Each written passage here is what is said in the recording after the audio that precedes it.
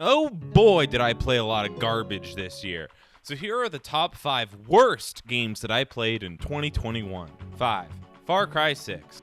This game is amazing because it's somehow worse than the game that came before it. Ubisoft pitched this one right down the middle of the road in every single way. They took away leveling to make the player stronger. The stories and characters are so cliche and forced, you'll be happy when they die. I haven't seen someone self-sabotage themselves this hard since I saw that rat fall into the bucket of water and I didn't save it. Which reminds me of this game's saving grace. It's fun to break.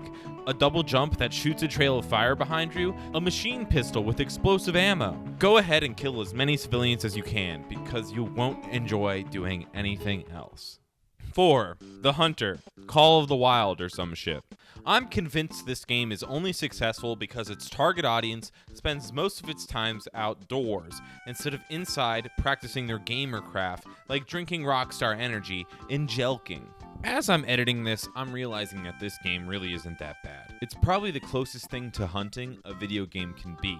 But hunting is pretty boring. And this is coming from someone who has never been hunting one day in his real life, but has played several days worth of Cabela's Big Game Hunter for the PlayStation 2.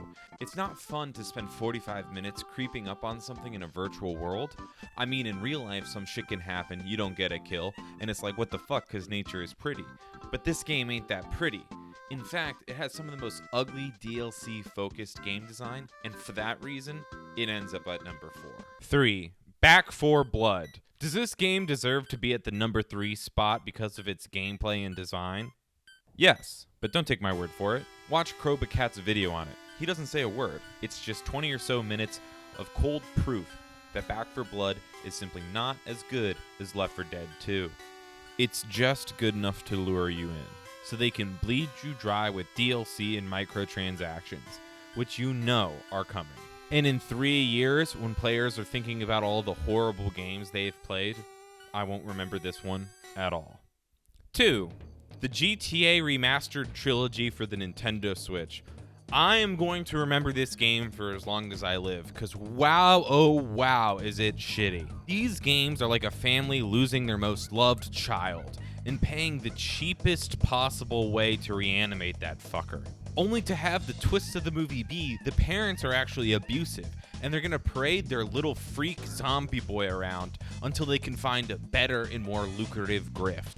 And the revamped shooting still feels busted. If you love these games, for the love of God, do not play them like this. And the number 1 worst game I played this year was Biomutant.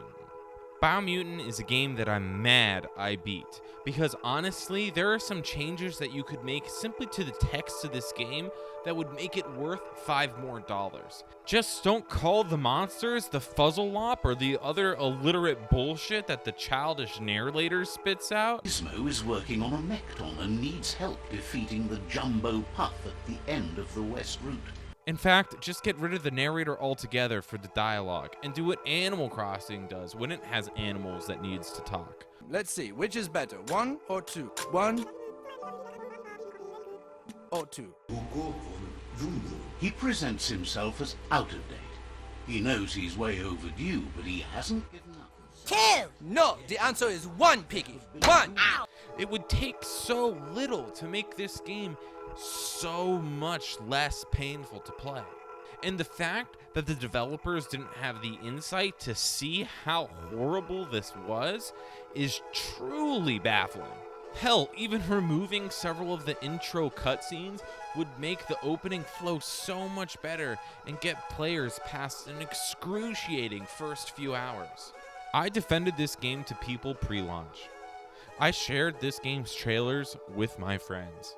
It was supposed to be a solid AA game. Instead, what we got is a AAA pile of shit.